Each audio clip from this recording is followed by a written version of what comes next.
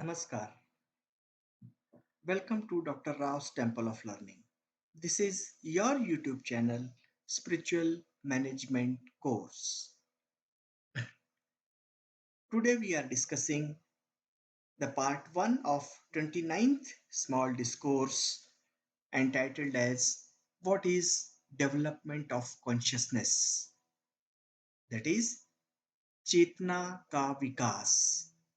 Yes, this is Dr. A.P. Rao, Vice President, Telecom Division, High Physics Laboratory India Private Limited, MIDC Ranjangaon, Pune, Maharashtra, India. So, welcome to the part 1 of this small discourse, Chetna Ka Vikas. Understanding through the course of spiritual management says, realize that physical motion of lifeless matter is different than the movements of human or animal body. This is because of absence of individual consciousness in lifeless matter. And therefore, spiritual management approach suggests not to consider ourselves as body or brain or mind only. Beyond this, we are basically the spirit or the soul.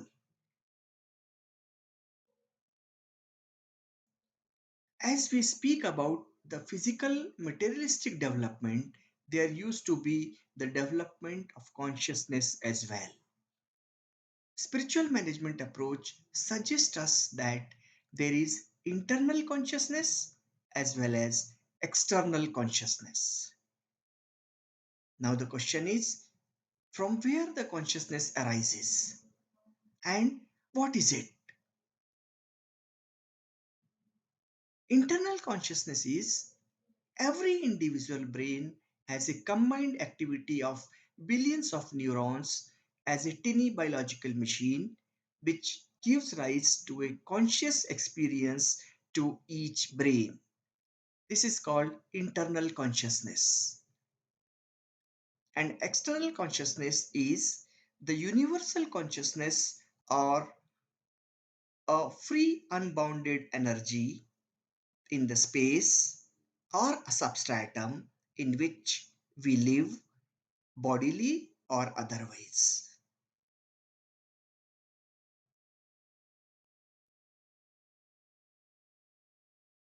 Now, the science has discovered that which part of the brain controls consciousness in human beings. This is the development of science. The brainstem connects the cerebrum with the spinal cord. It contains a system of nerve cells and fibers called reticular activating system located deep within the upper part of the brainstem. It is shown in picture. This system controls levels of consciousness and alertness in the brain. But what about the external universal consciousness? Who controls it?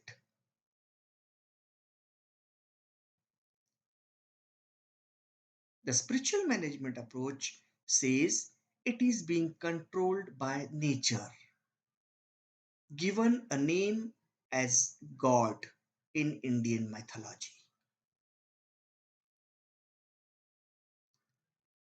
In fact, consciousness is the perception of what passes in a man's own mind. Thus, how the development of consciousness, external or internal, takes place can be easily understood through spiritual management approach. Recognize that the foundation of consciousness is known to be pre-reflective and pre-conceptual.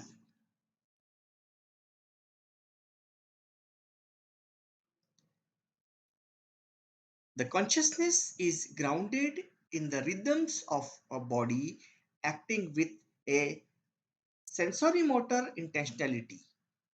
In Sanskrit, we call it Gyanendriya Vacharikta.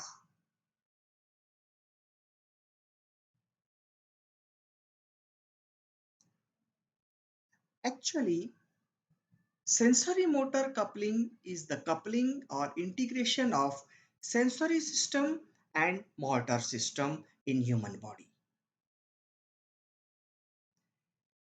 Therefore, before talking about the term consciousness, one must understand the difference amongst brain, heart, mind, spirit, and soul.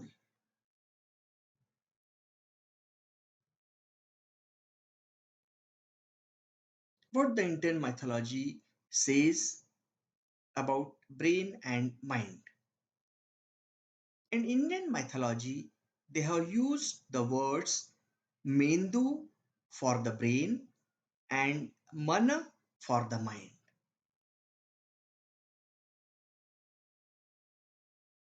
The brain is the visible, tangible world of physical body. It is a physical instrument of the body seated in the skull of head. The brain is shaped primarily for its output in body movements. At the same time, the mind is the part of invisible, transcendent world of thoughts called mana in Eastern mythology, for which no synonym is available in English literature.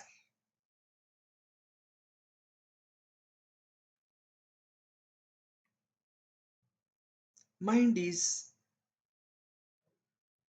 just a manifestation, abhivyakti.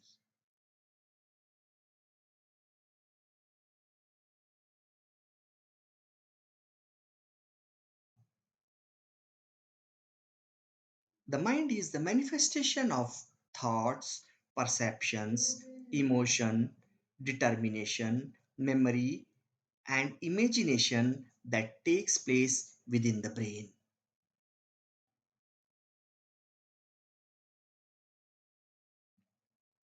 The spiritual management says that this mind or mana is not confined to brain. It is said in Eastern mythology that the mind is spread in the human body from head to skin to everywhere in motor and receptor organs. Means, as per the spiritual management approach, brain and mind are different entities. It can be felt or recognized as you concentrate at any part of physical or mental body. Actually, brain is a physical organ of the body and called the CPU, that is central processing unit, that translate contents of mind or mana to be given outside.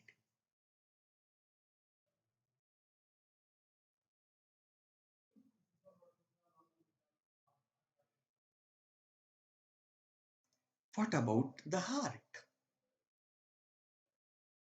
As per the medical science, scientifically, heart is the device that is located in the left side of the chest and the blood is pumped through it into the rest of the body and its organs. The heart and the mind are intimately connected.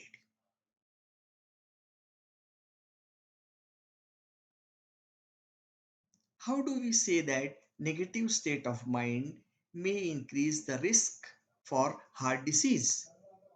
This is because the heart and mind are connected.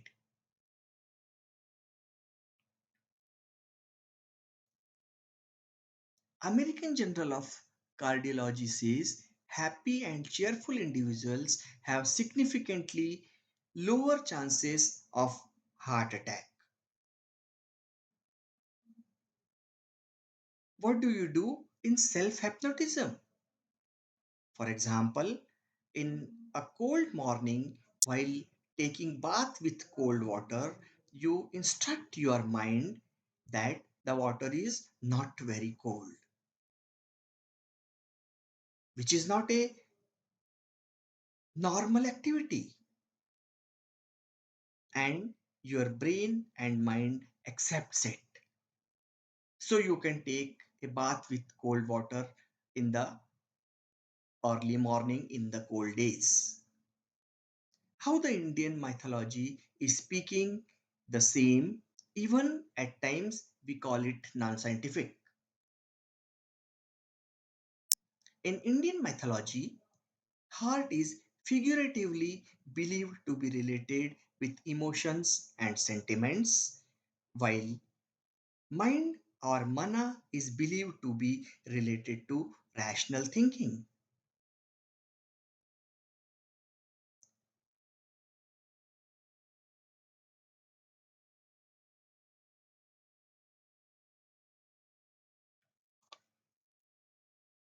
Also, the mind or mana is known to have different levels of consciousness in Indian mythology.